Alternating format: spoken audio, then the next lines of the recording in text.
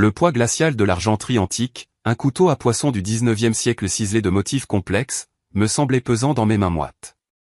Une lourdeur matérielle qui faisait un écho parfait à celle qui m'écrasait l'âme. Chaque année, le dîner de la famille Beaumont était mon épreuve personnelle, mon grand oral devant un jury impitoyable. Une performance millimétrée, une pièce de théâtre dont j'étais l'actrice principale et la seule spectatrice angoissée, priant dans le secret de mon cœur pour qu'enfin, cette fois-ci, on m'accorde ma place. Mon mari, Léo, n'était qu'un fantôme à mes côtés, son affection aussi froide et distante que le marbre des sols de son domaine ancestral. Et au bout de la table, trônant comme un monarque sur son royaume, siégeait son père, Jean Beaumont, un homme taillé dans le granit et la désapprobation, dont le silence pesant était plus assourdissant que n'importe quelle critique ouverte. Mais cette année, tout serait différent. Cette année, mon mari n'avait pas seulement apporté sa distance émotionnelle au dîner. Il l'avait amenée, elle. Et dans les décombres de la soirée, après qu'elle m'eut marqué au fer rouge d'un mot qui allait faire voler mon monde en éclats, l'homme que je craignais le plus serait celui qui changerait tout.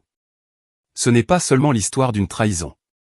C'est l'histoire de la façon dont un seul mot, destiné à me détruire, a fini par me libérer.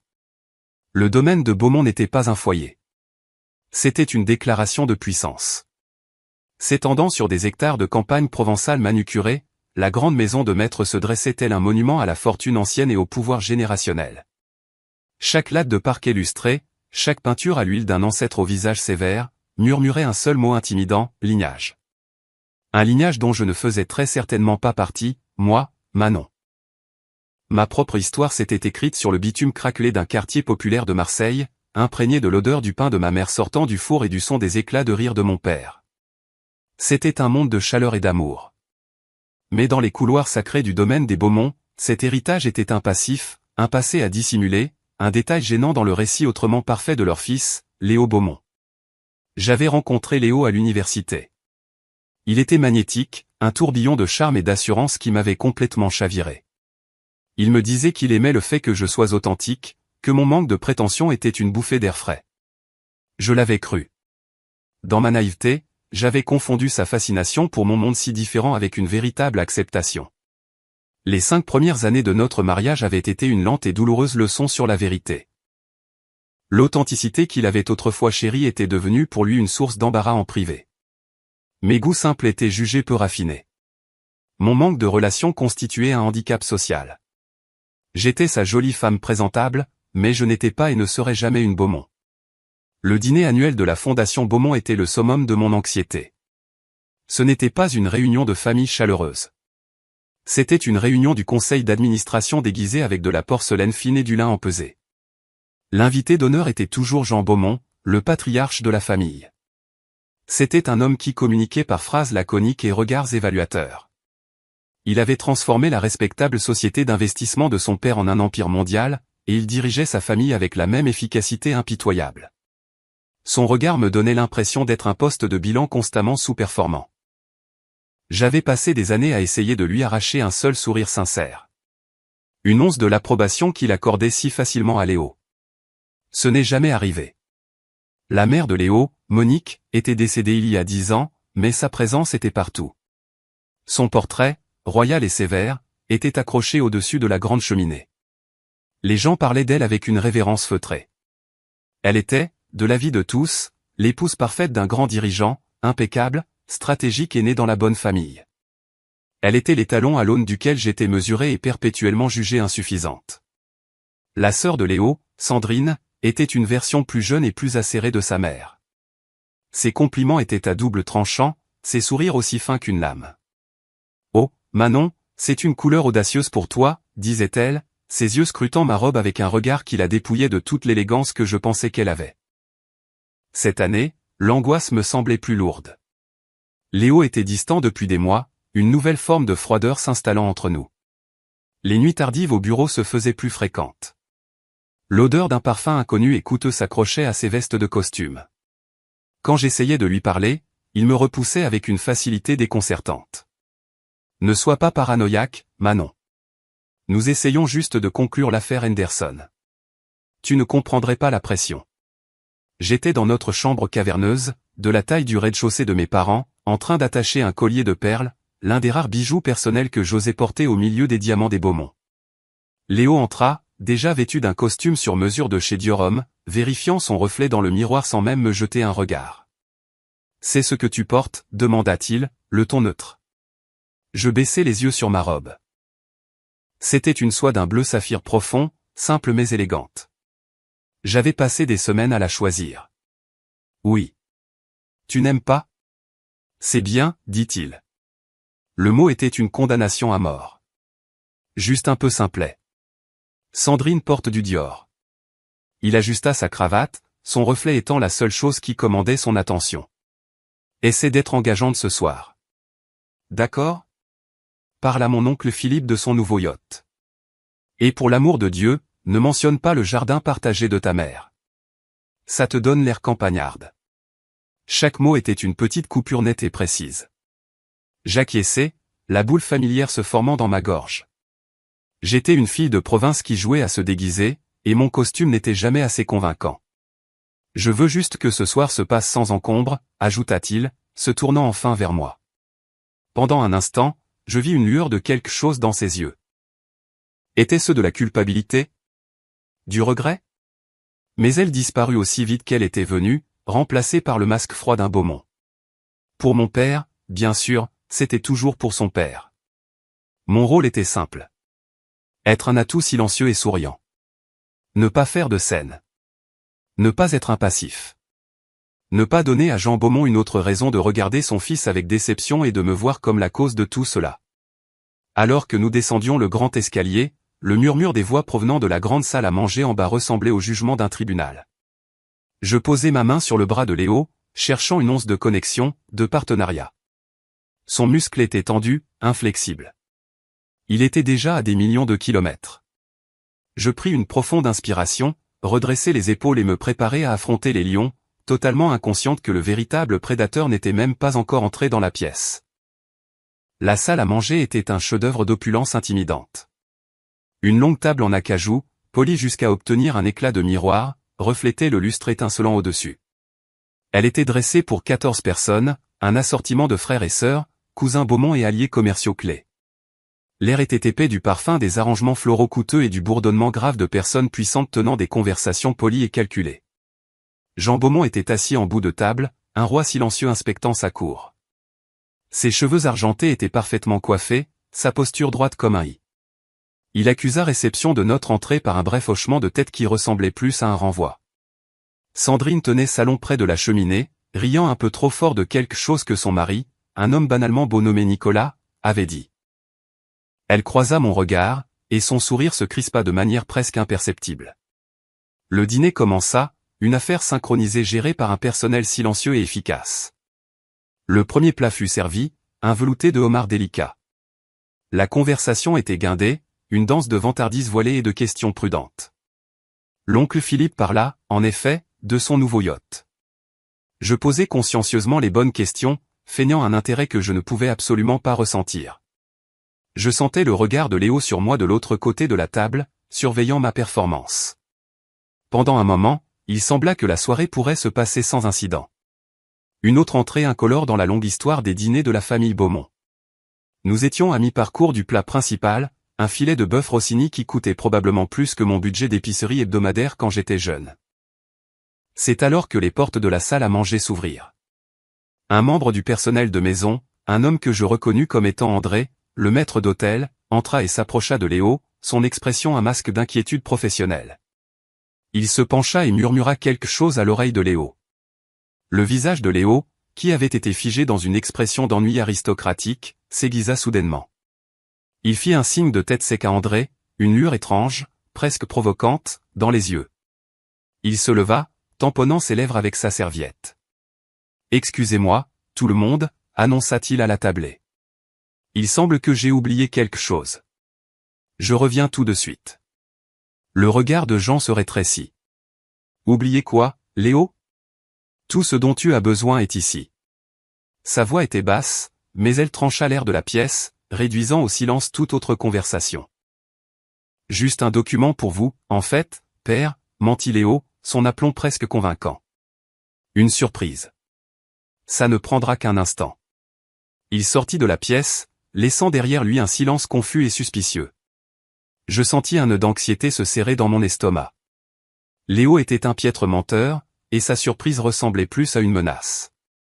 Sandrine me lança un regard interrogateur, un sourire en coin jouant sur ses lèvres, comme pour dire « Qu'est-ce que ton pathétique mari a encore fait ?» 5 minutes s'étirèrent en une éternité. Le personnel commença à débarrasser les assiettes du plat principal dans le silence gêné. J'en restais assis, immobile, les doigts joints, les yeux fixés sur l'embrasure de la porte vide. Il n'aimait pas les surprises. Il n'aimait pas les écarts par rapport au plan, et il n'aimait certainement pas qu'on lui mente à sa propre table.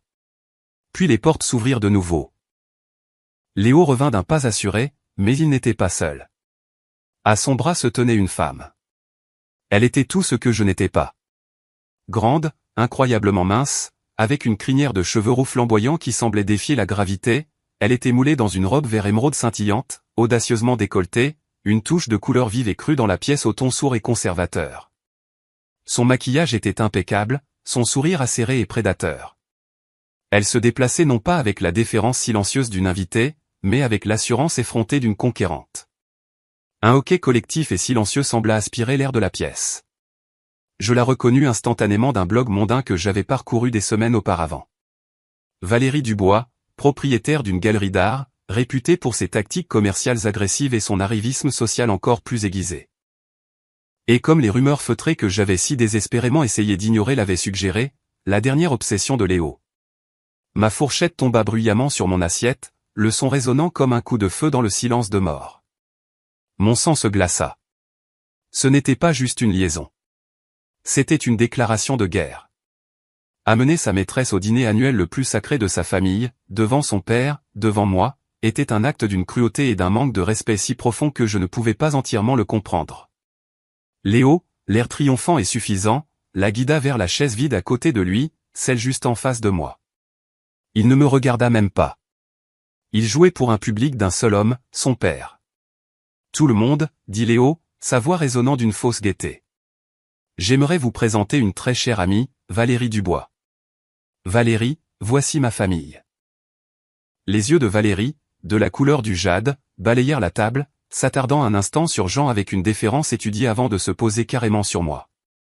Son sourire s'élargit, une démonstration calculée de pitié et de victoire. C'est un immense honneur de vous rencontrer enfin tous, dit-elle, sa voix un ronronnement bas et rauque. Léo m'a tant parlé de vous. Personne ne bougea. Personne ne parla. La mâchoire de Sandrine pendait sous le choc. L'oncle Philippe avait l'air d'avoir avalé une arête de poisson. Tous les regards allaient de Léo à la femme audacieuse à ses côtés, puis à moi, attendant l'explosion inévitable. Mais la réaction la plus terrifiante était l'absence de réaction. Jean Beaumont ne bougea pas d'un muscle. Son visage était un masque de fureur froide, ses yeux comme des éclats de glace. Il fixait son fils, et dans ce regard, je vis une tempête se préparer, une tempête de colère si profonde qu'elle donnait à la magnifique pièce une impression de petitesse et de fragilité, comme si elle pouvait être mise en pièces à tout moment. L'invitée indésirable était arrivée, et avec elle, elle avait apporté l'apocalypse. Le silence qui suivit la présentation de Valérie était si absolu, si lourd, qu'il semblait être une présence physique dans la pièce. C'était un silence rempli de questions tacites, de récriminations, du choc pur et simple de toutes les personnes présentes. C'était le genre de silence qui précède un verdict. Léo, grisé par sa propre audace téméraire, semblait être le seul à y être insensible. Il tira la chaise pour Valérie, un geste de galanterie si déplacé qu'il en était grotesque. Elle s'y installa avec une grâce théâtrale, comme si elle prenait sa place légitime sur un trône. Valérie est la propriétaire de la galerie Dubois en ville, poursuivit Léo, essayant désespérément de combler le vide avec du bavardage. Elle conseille l'entreprise sur nos acquisitions d'art. Son œil pour le talent est tout simplement inégalé. Il essayait de la présenter comme une associée, une tentative pathétique et transparente de légitimer sa présence. Personne n'était dupe. La façon dont elle posait la main sur son bras, l'éclat possessif dans ses yeux, c'était une performance d'intimité à la vue de tous. Ce fut Sandrine qui rompit le charme. Elle laissa échapper un rire court et sec qui était de l'acide pur. Léo, as-tu complètement perdu la tête, siffla-t-elle à travers la table, son visage un masque d'incrédulité et de dégoût. Qu'est-ce que tu crois que tu fais, bon sang? Le visage de Léo se durcit. Je présente une invitée, Sandrine. Essaie d'avoir un peu de manière. Des manières, rétorqua-t-elle. Tu amènes cette femme à la table de père alors que ta femme est assise juste là. Et tu veux parler de manière? Valérie, imperturbable, se contenta de sourire. C'était une courbure lente et délibérée de ses lèvres qui était plus une arme qu'une expression de chaleur. Elle prit son verre de vin, ses longs ongles carmins claquant contre le cristal. Je comprends que cela puisse être un peu non conventionnel, ronronna-t-elle, son regard balayant la table avant de se poser à nouveau sur moi. Mais Léo et moi croyons en la transparence. Cacher des choses est si fastidieux, ne trouvez-vous pas, Manon? Mon nom sur ses lèvres sonnait comme une violation. Je ne trouvais pas ma voix. Ma gorge était nouée. Mes mains se crispèrent sur mes genoux, mes propres ongles s'enfonçant dans mes paumes. Je pouvais sentir tous les yeux de la pièce sur moi, m'observant, attendant que je m'effondre. Je me sentais petite et impuissante, un animal acculé dans une pièce pleine de prédateurs. Je regardais Léo, une supplication silencieuse dans les yeux. Répare ça. Dis quelque chose. Mets fin à ce cauchemar. Il évita mon regard, se concentrant plutôt sur la découpe d'un morceau de son steak désormais froid. Sa lâcheté était plus douloureuse que l'humiliation publique. Il avait orchestré tout ce spectacle, et maintenant il me laissait seul face aux conséquences. Le personnel, pris entre deux feux, se tenait figé près des murs, ne sachant s'il devait continuer le service ou s'enfuir. Ce fut Jean qui, d'un minuscule mouvement de doigt, leur fit signe de continuer à verser le vin. Le geste était d'un calme glacial. Il allait laisser la situation se dérouler. Il observait, il testait. Valérie prit son signal comme une invitation. Pendant le reste du repas, elle domina la conversation, tissant le récit de sa parfaite compatibilité avec Léo. Elle parla des ventes aux enchères d'art auxquelles ils avaient assisté à Genève, du week-end prévu dans la région de Bordeaux, des blagues qu'ils partageaient. Chaque anecdote était une fléchette soigneusement décochée, conçue pour souligner tout ce que je n'étais pas. Elle était sophistiquée, mondaine et profondément intégrée dans la vraie vie de Léo, la vie dont j'étais clairement exclu. Léo a un esprit si brillant pour la stratégie, dit-elle en regardant directement Jean. Mais il est souvent étouffé par des préoccupations domestiques. Il a besoin d'une partenaire qui puisse égaler son ambition, qui puisse le défier. L'implication flottait lourdement dans l'air, une partenaire comme elle, pas une épouse campagnarde qui se souciait des jardins partagés. J'essayais de manger, mais la nourriture avait un goût de cendre dans ma bouche. Je sentais les regards apitoyés de l'oncle Georges et ceux, méprisants, de Sandrine.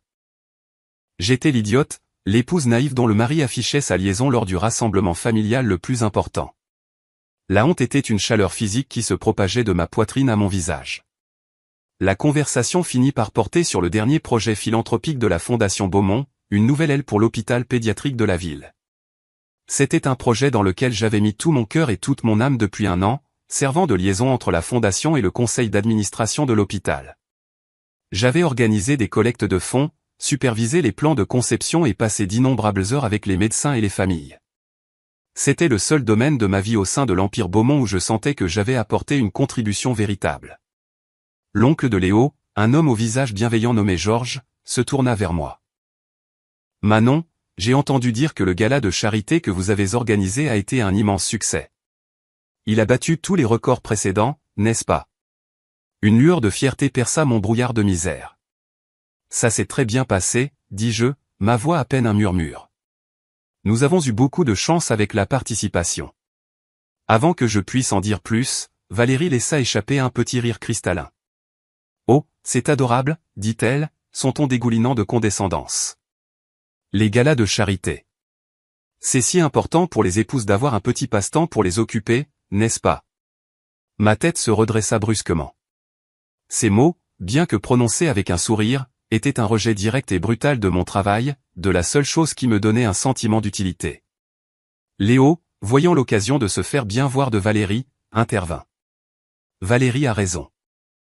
C'est un joli petit projet, mais ce n'est guère le moteur de l'entreprise, chérie. C'en était trop. La digue de mon sang-froid, déjà fissurée, céda enfin. L'humiliation, la trahison, la douleur d'être rendue totalement insignifiante par mon propre mari et sa maîtresse. Tout cela fusionna en un seul point de colère incandescente. Un petit passe-temps ? Dis-je, ma voix tremblante mais claire. J'ai passé un an à travailler sur ce petit projet. Il va fournir des soins vitaux à des enfants malades. Qu'avez-vous apporté, exactement, Valérie? À part être une experte en acquisition d'art? La gifle verbale atteignit sa cible.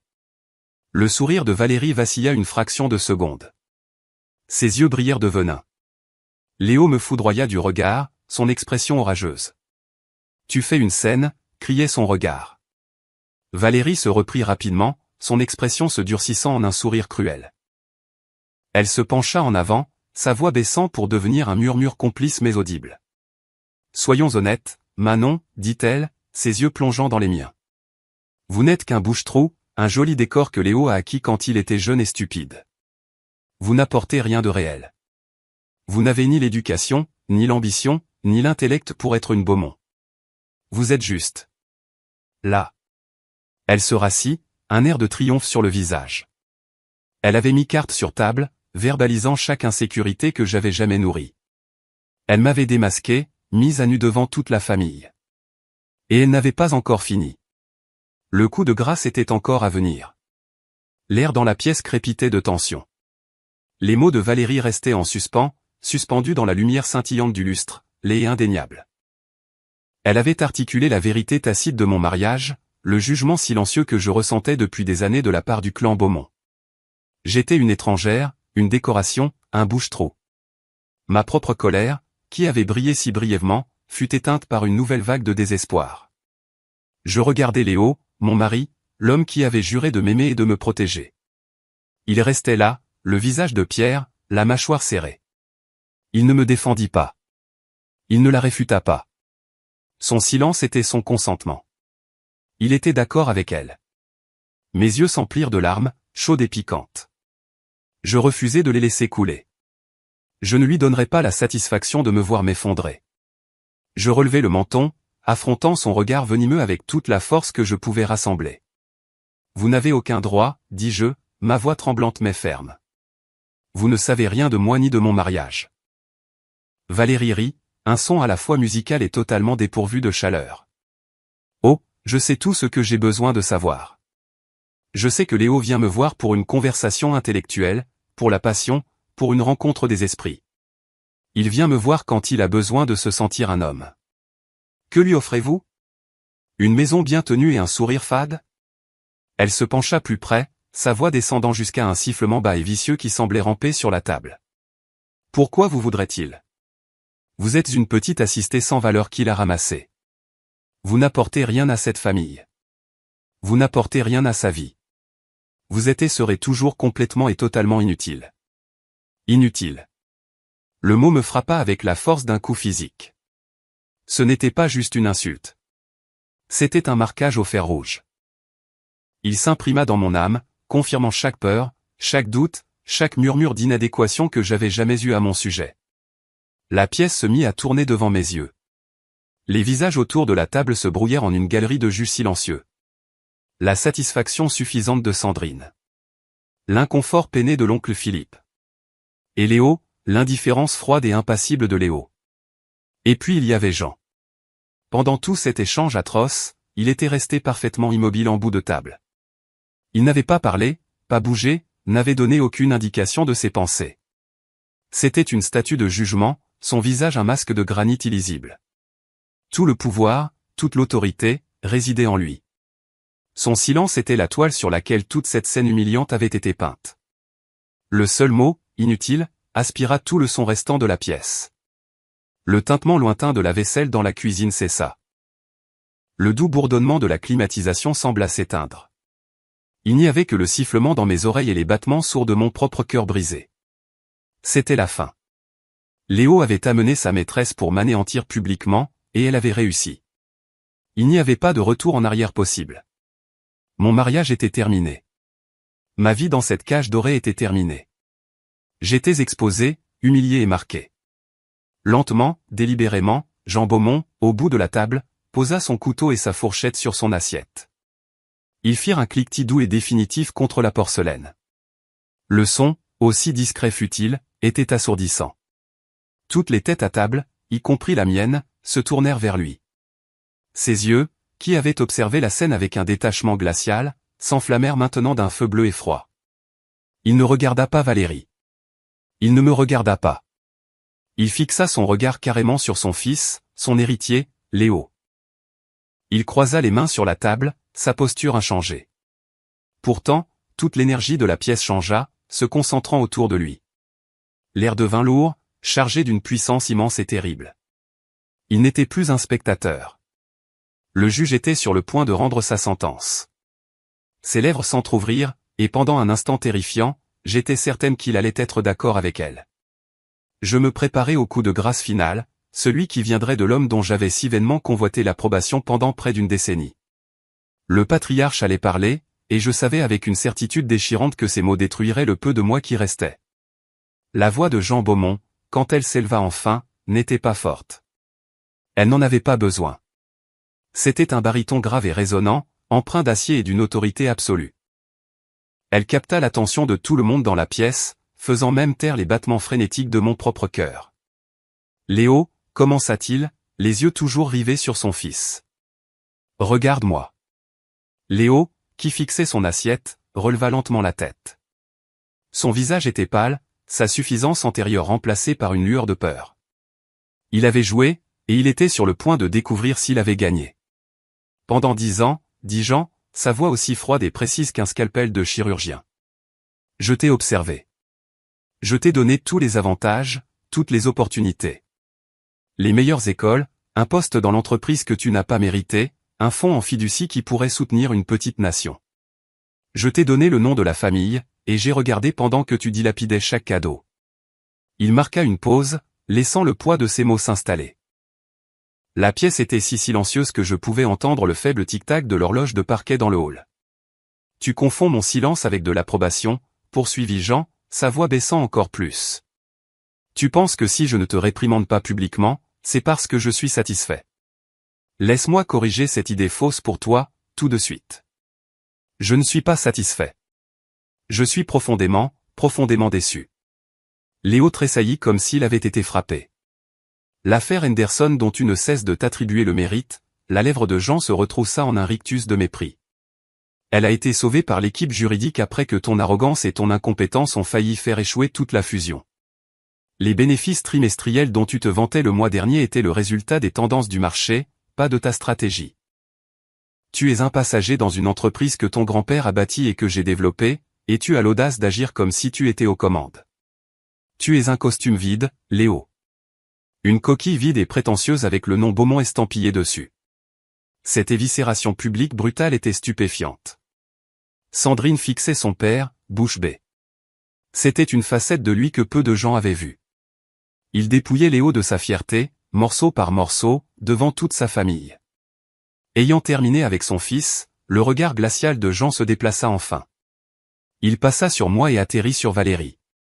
Elle, qui avait été si confiante quelques instants auparavant, semblait maintenant petite et exposée, son sourire prédateur disparu, remplacé par un air de choc aux yeux écarquillés. « Et vous » dit Jean, sa voix dégoulinant de dédain. Il ne lui fit même pas l'honneur de la nommer. « Vous parlez de valeur, d'utilité.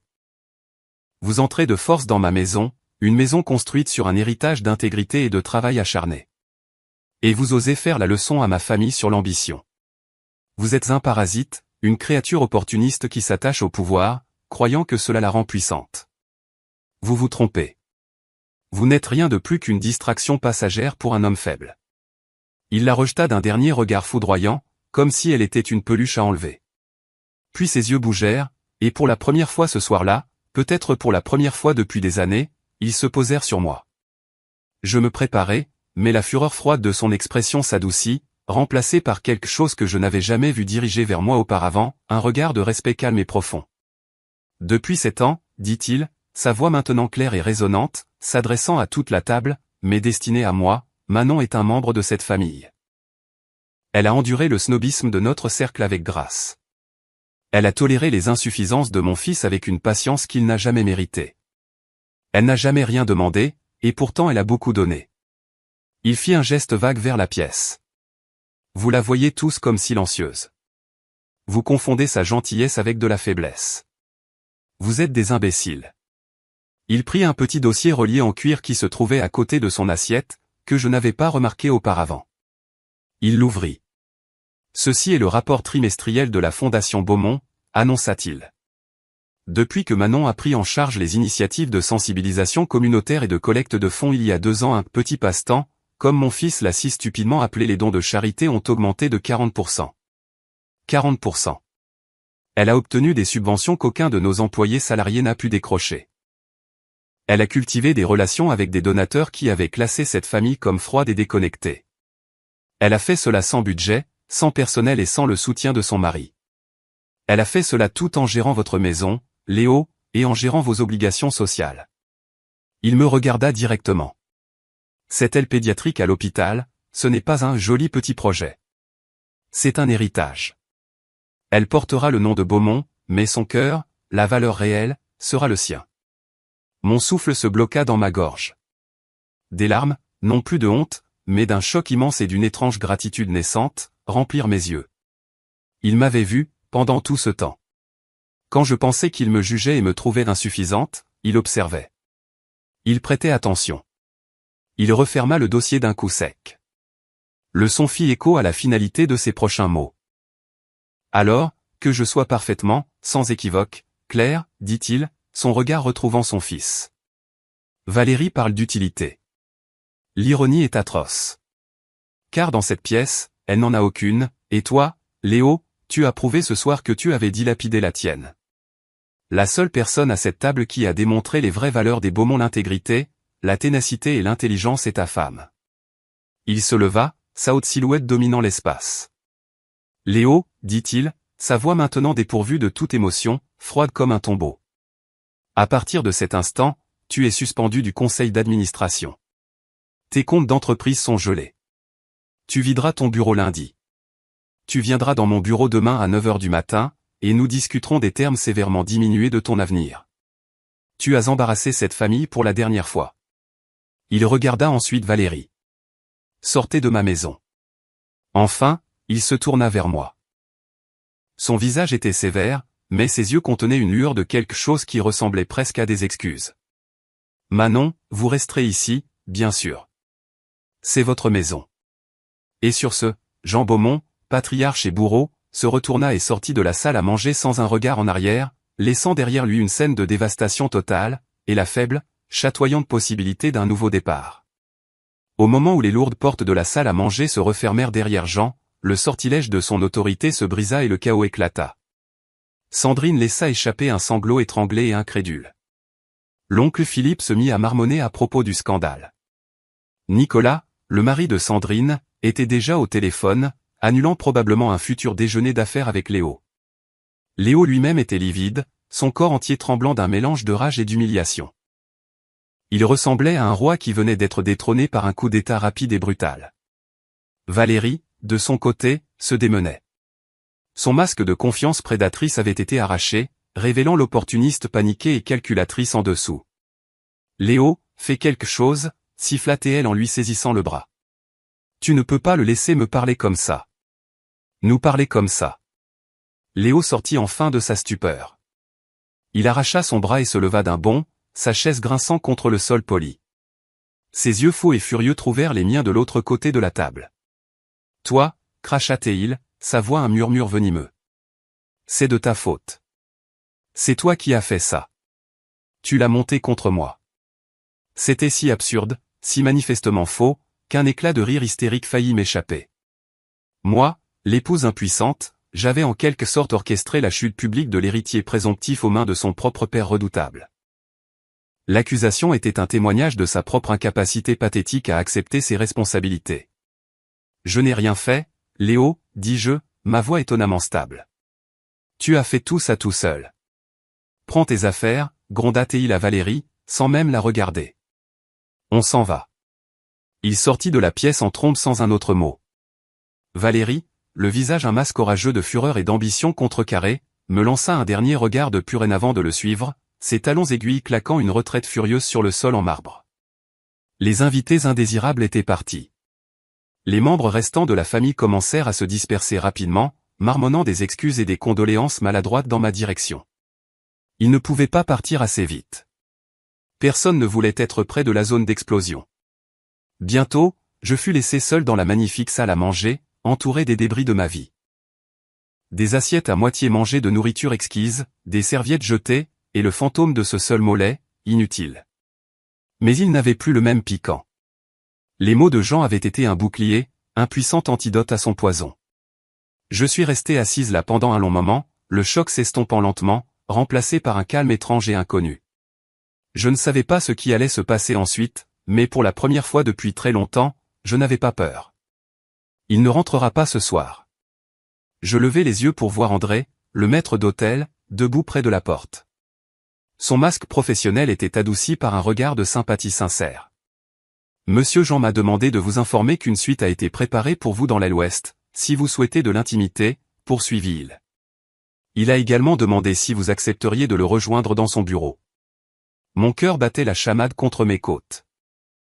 Une convocation dans le bureau de Jean. Pendant des années, cela avait été un lieu de terreur, la pièce où les rapports trimestriels décevants étaient disséqués et les échecs familiaux réprimandés. Mais ce soir, c'était différent. J'acquiesçai. Merci, André. J'y serai dans un instant. Le bureau de Jean était le cœur de son empire, tapissé du sol au plafond de bibliothèque en acajou rempli de textes juridiques reliés en cuir et d'éditions originales.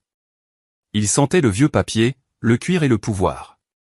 Un feu crépitait dans l'âtre, projetant des ombres vacillantes sur les murs. Jean se tenait près de la grande baille vitrée, regardant les jardins sombres et manucurés.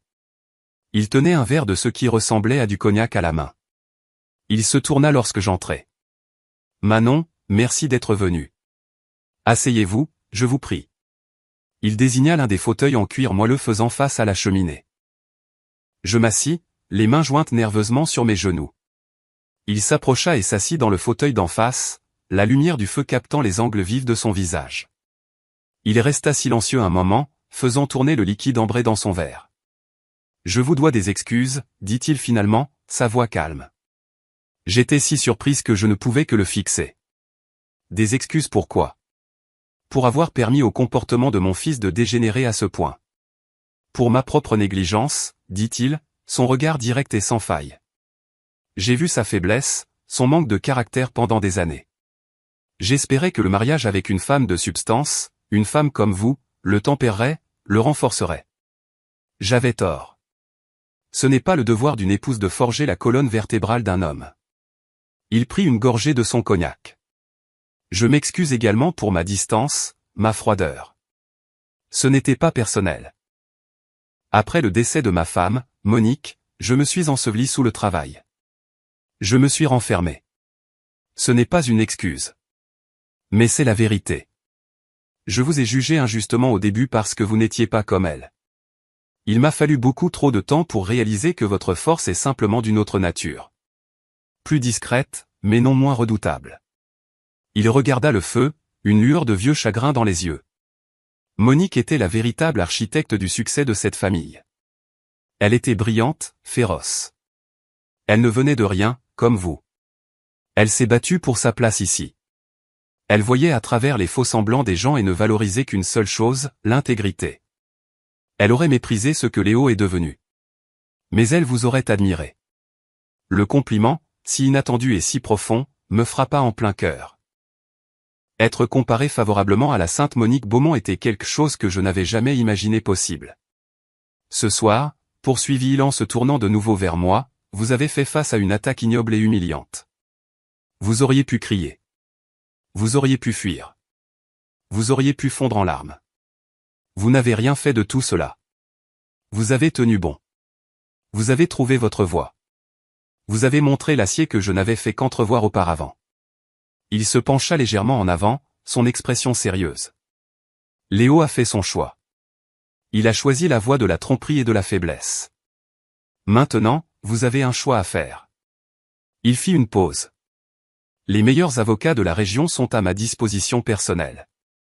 Ils seront à votre service dès demain matin. Ils veilleront à ce que vous receviez un règlement de divorce si généreux que Léo paiera pour le dîner de ce soir pour le reste de sa misérable vie. Votre maison ici est assurée. Vous ne manquerez de rien. Il leva une main. Mais c'est la voie facile. Une cage dorée confortable, pas si différente de celle dans laquelle vous avez vécu. Je vous propose une autre option. Mon souffle se coupa. J'ai vu votre travail avec la fondation, dit-il. Vos rapports sont méticuleux. Vos stratégies sont perspicaces. Vous avez un talent naturel pour la négociation et une empathie sincère qui crée du lien avec les gens, une compétence inestimable qui ne s'enseigne pas. Léo a prouvé qu'il était inapte à assumer un rôle de direction dans cette entreprise. Le poste de directrice exécutive de la Fondation Beaumont est, à compter de ce soir, vacant. Il est doté d'un personnel complet, d'un budget de fonctionnement important et d'un siège au conseil consultatif de l'entreprise. C'est un vrai poste, Manon, un poste exigeant. Et il est à vous si vous le voulez. J'étais sans voix. Il ne m'offrait pas seulement un filet de sécurité. Il m'offrait une bouée de sauvetage, une carrière, un poste de pouvoir et d'influence réelle. Il m'offrait une chance de construire ma propre vie, selon mes propres termes, avec son soutien total. Pourquoi, ai-je finalement murmuré. Pourquoi feriez-vous cela pour moi? Jean Beaumont me regarda, et pour la première fois, je ne vis pas le patriarche redoutable ou le PDG impitoyable, mais un homme cherchant à assurer son héritage, un héritage dont son propre fils s'était révélé indigne. Parce que, dit-il, sa voix empreinte d'une finalité tranquille, vous avez prouvé que vous étiez digne du nom Beaumont, bien plus que mon propre fils. Cette famille, cette entreprise a besoin d'intégrité en son cœur. Elle a besoin de vous. Dans la lueur chaude du feu, une nouvelle alliance fut forgée. Non pas de mariage ou de sang, mais de respect mutuel.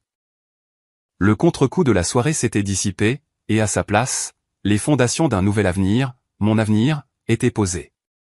Les 6 mois qui suivirent le dîner furent un tourbillon de déconstruction et de reconstruction.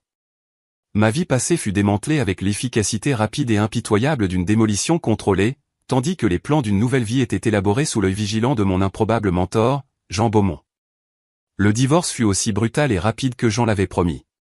Léo, privé de ses ressources d'entreprise et confronté à l'équipe juridique personnelle de Jean, fut totalement surclassé. Il essaya de se battre, bien sûr. Sa première manœuvre fut de tenter de me dépeindre comme une manipulatrice avide d'argent qui avait comploté pour monter son père contre lui. C'était un récit si risible face à ses actions publiques qu'il ne prit aucune consistance. Ses avocats, réalisant rapidement qu'il menait une guerre sans munitions et sans financement, lui conseillèrent de régler à l'amiable. Les conditions furent dévastatrices pour lui. Il perdit ses droits sur notre maison conjugale. Son poste dans l'entreprise fut officiellement supprimé, et une partie importante de sa fiducie personnelle me fut versée dans le cadre du règlement. Il se retrouva avec une fraction de sa richesse antérieure et une réputation complètement brisée. Valérie, en apprenant que son amant charismatique et puissant était désormais essentiellement un paria au chômage, vivant d'une allocation diminuée, disparut de sa vie aussi rapidement qu'elle y était apparue. La dernière fois que j'en ai entendu parler, elle avait déménagé à Londres, déjà à la recherche d'un nouveau mécène. Les tentatives de réconciliation de Léo étaient pathétiques. Il envoyait des SMS suppliants, laissait des messages vocaux décousus. Il se présenta même un après-midi au domaine, les yeux injectés de sang, me suppliant de le reprendre, de parler à son père pour lui. En le regardant alors, dépouillé de son costume sur mesure et de son arrogance, je ne ressentis ni colère ni même pitié. Je ne ressentis rien. L'homme que j'avais aimé, ou l'homme que je pensais avoir aimé, avait disparu. À sa place se trouvait un étranger faible et creux, et il n'avait plus aucun pouvoir sur moi. Je demandai aux gardes de sécurité de l'escorter hors de la propriété et changer de numéro le lendemain. Pendant que le monde de Léo s'effondrait, le mien se construisait sur une fondation de roches solides. J'acceptai l'offre de Jean, et le premier jour en tant que directrice exécutive de la Fondation Beaumont, j'entrai dans un bureau avec mon nom sur la porte. C'était terrifiant et exaltant. Jean était un professeur exigeant mais brillant. Il ne me maternait pas. Il me mettait au défi. Il passait des heures avec moi chaque semaine à éplucher des états financiers, à disséquer des stratégies d'investissement et à m'enseigner la danse complexe de la politique d'entreprise. Ne les laisse jamais voir que tu transpires, me conseillait-il avant une réunion importante du conseil. Connais tes chiffres mieux que quiconque dans la pièce. Ta compétence sera ton armure. Il avait raison. Au début, je fis face au scepticisme de la vieille garde du conseil. Des hommes qui me voyaient comme le projet favori du patriarche. Mais je travaillais sans relâche. Je connaissais chaque ligne de mon budget, chaque détail de chaque proposition. Je présentais un plan stratégique quinquennal pour la fondation qui était ambitieux mais soutenu par des données inattaquables. j'élargis nos initiatives de la charité locale à des programmes nationaux axés sur les bourses d'études pour les jeunes défavorisés, un sujet qui me tenait profondément à cœur. Lentement, le respect commença à remplacer le scepticisme. Les tapes condescendantes sur le bras furent remplacées par des poignées de main fermes. Ma relation avec Jean se transforma. La peur que j'avais autrefois de lui fut remplacée par une profonde affection et un grand respect. Il devint la figure paternelle dont je n'avais jamais su que j'avais besoin. Nous dînions ensemble 2 fois par semaine, non pas dans la salle à manger formelle et caverneuse, mais dans la petite bibliothèque chaleureuse. Nous parlions pendant des heures, non seulement de travail, mais aussi de livres, de politique et de nos vies. J'appris à connaître le garçon qui avait grandi dans l'ombre d'un père exigeant. Et il apprit à connaître la fille qui rêvait d'un monde au-delà de son quartier de Marseille. Il combla le vide d'un beau-père distant, et d'une certaine manière, je pense que j'ai aidé à apaiser la solitude d'un veuf déçu par son fils unique. Sandrine, étonnamment, changea d'attitude après avoir été témoin de l'autodestruction spectaculaire de son frère et de mon ascension subséquente. Son animosité s'était transformée en un respect réticent. Elle vit que je n'étais pas une menace pour sa position, mais un atout pour l'héritage de la famille. Un après-midi, elle vint à mon bureau et, dans un rare moment de vulnérabilité, elle s'excusa pour ses années de froideur. Ce fut le début d'une amitié timide mais sincère. Un soir d'automne frais, environ 1 an après ce dîner fatidique, j'étais l'invité d'honneur d'un gala célébrant l'inauguration de l'aile pédiatrique de l'hôpital, financé par les Beaumont. Je me tenais au pupitre, regardant une mer de visages, donateurs, médecins, leaders communautaires, et au premier rang, Jean et Sandrine. Je portais une robe argentée chatoyante, une couleur que j'avais choisie moi-même, me sentant non pas audacieuse, mais confiante. Je parlais du pouvoir de la communauté, de la responsabilité de la richesse et de la nécessité de donner une voix à ceux qui n'en ont pas. Ma voix ne trembla pas. Je ressentis un sentiment d'utilité si profond qu'il en était presque écrasant. À la fin de mon discours, la salle m'accorda une ovation debout. Mes yeux trouvèrent ceux de Jean dans la foule. Il n'arborait pas son sourire réservé habituel. Il rayonnait, son visage rempli d'une fierté si pure et si puissante que je la ressentis comme une étreinte physique à travers la pièce. Plus tard dans la soirée, il me trouva sur une terrasse calme surplombant les lumières de la ville.